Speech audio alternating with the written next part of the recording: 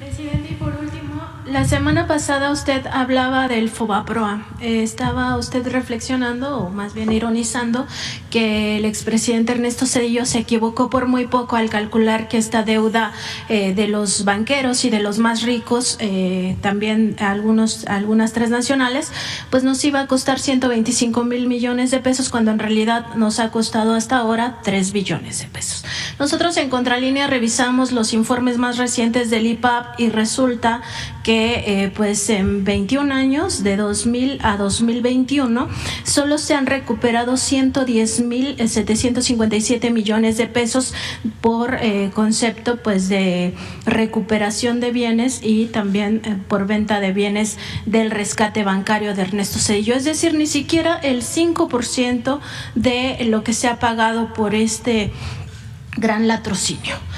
Preguntarle, presidente, si realmente es alguien que se considera por muchos o por algunos como una eminencia en economía, se puede equivocar de tal forma, o es parte del desprecio que tienen pues estos oligarcas que tuvo el propio Ernesto Zedillo hacia el pueblo de México, y que siguen teniendo hasta la fecha este desprecio, que no se habló con la verdad y que en realidad pues se sabía desde entonces que esto se iba a acabar pagando hasta 2042, como va a resultar ser, si no es que se extiende un poco más esta deuda de los ricos que se socializó hacia todos los mexicanos y mexicanas? Es un pensamiento, lo mismo, conservador, porfirista, y por eso hablamos que neoliberalismo es neoporfirismo. Esto ya se aplicó, esta política de entreguismo, de apoyar a los de arriba, a las élites, se aplicó cuando Porfirio Díaz. Él era un dirigente popular, no tan vinculado al pueblo, pero sí venía de abajo.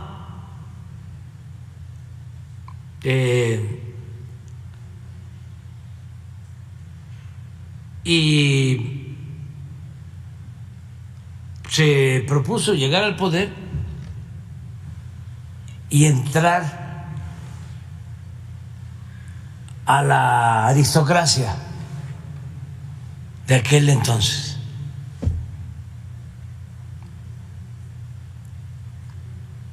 Entonces va a ser muy difícil que se encuentre algo de Porfirio Díaz a favor de los pobres. Yo lo he estudiado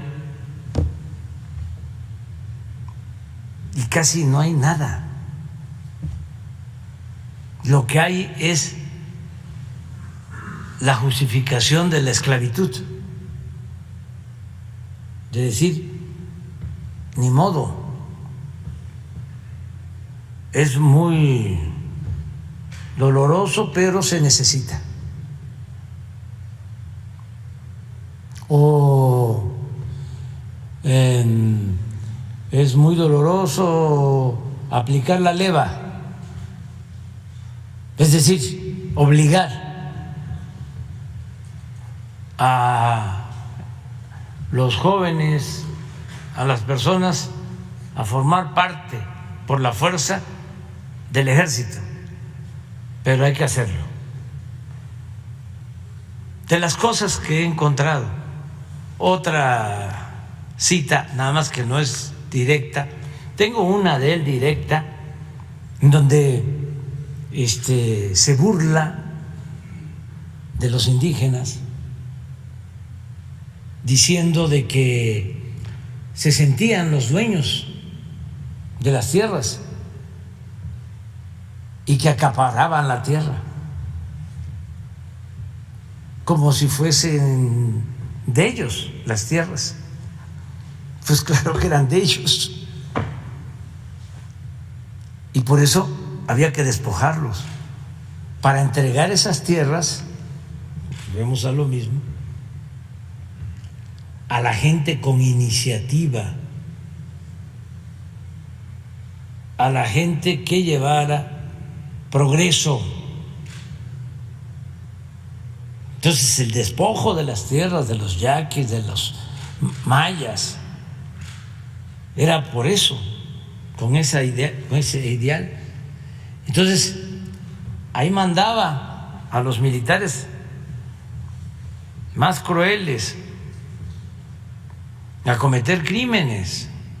Ahí se entrenó Huerta y se entrenaron pues todos, Bernardo Reyes, y cada determinado tiempo los condecoraban por sus méritos en las guerras contra los mayas, contra los yaquis, contra los mayos, con decoraciones. Entonces es un pensamiento, ¿no?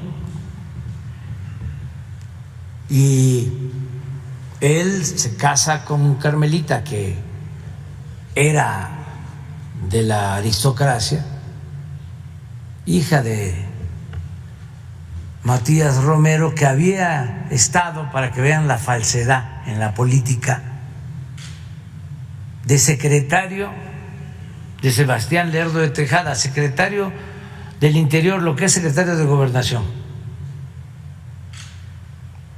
Y Porfirio los echa con un golpe de Estado. A todos, al exilio. Y empiezan a regresar. Y se empiezan a acomodar. Y de los primeros que regresan son Romero Rubio y su familia, y la hija de 17 años se casa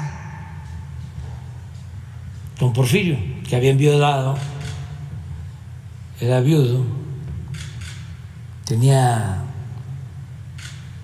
52, y la hija de Romero Rubio 17, Carmelita. Pero él buscaba meterse, porque Carmelita tocaba el piano y era pues educada, bien formada. Hay un personaje en ese entonces extraordinario, José María Iglesias, que también va al exilio y regresa, pero no vuelve a aceptar ningún cargo, porque Lerdo tampoco regresa. Él muere en Nueva York, pobre, y como ya estaba Porfirio, lo van a buscar y le hacen homenajes. El discurso de Bulnes es buenísimo, porque dice Lerdo extraordinario, ¿no? De primera. Pero Porfirio insustituible, mucho mejor. Entonces, Iglesias está viendo todo, cómo manipulan el cuerpo, la traída de Lerdo, y le dice a sus hijos: tengo ahí unas acciones de una mina en Chihuahua. Cuando yo me muera, usen eso para mis funerales. Van a venir a buscarme, porque Iglesias había pues participado, había estado de presidente de la Suprema Corte, era de los 3 que estuvieron en Paso del Norte defendiendo la República, era Juárez, Lerdo y Iglesias. Además, brillante y honesto. Entonces les dice a los hijos: usen ese dinero para mi funeral. Y lo quiero así, hasta cuántos caballos iban a jalar, la carreta y todo, qué colores de los caballos negros, eran caballos negros. Y sí, se cae en el hueco de un elevador, se muere y llegan, ¿no?, por el cuerpo de los hijos. No, porque nuestro papá nos dejó dicho esto. Y ya es un funeral distinto. Pero Porfirio siempre, ¿no?, queriéndose congraciar con los potentados. Y nada a favor de los pobres, nada, nada, nada. Cuando es la batalla decisiva para expulsar a Lerdo, hay un pueblo que les recomiendo visitar, Tecoac, en Tlaxcala, porque ahí fue la batalla decisiva. Venía avanzando con la bandera del plan de Tuxtepec. ¿Cuál creen que era la consigna? Sufragio efectivo.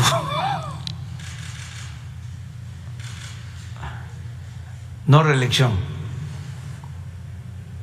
No sé si el sufragio efectivo, pero la no reelección era la bandera que enarbolaban en contra del Lerdo. Y ahí en Tecoac se da la batalla.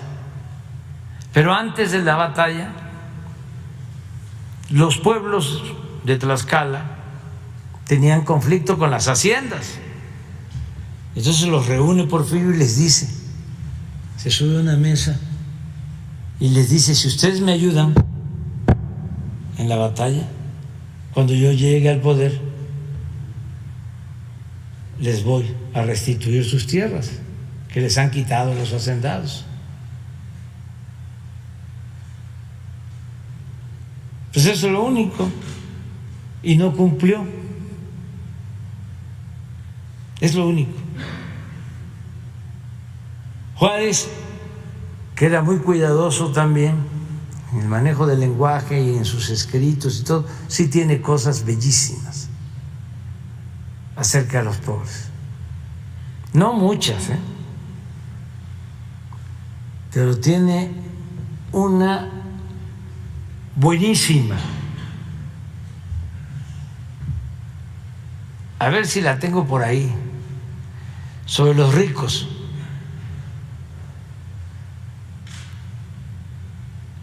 Y que conste, no estoy en contra de los ricos, estoy en contra de los corruptos. Pero la historia ayuda a entender. Es por lo que estás preguntando sobre este comportamiento, ¿no? Desprecio que tienen. Del desprecio, ¿sí? Entonces, no es nada más la parte económica, porque Zedillo no era multimillonario, no era millonario. No, es un pensamiento conservador. Entonces ellos quieren estar bien con los ricos. Zedillo quiso estar bien con los banqueros, los grandes empresarios de México. Bueno, no le importaba el pueblo.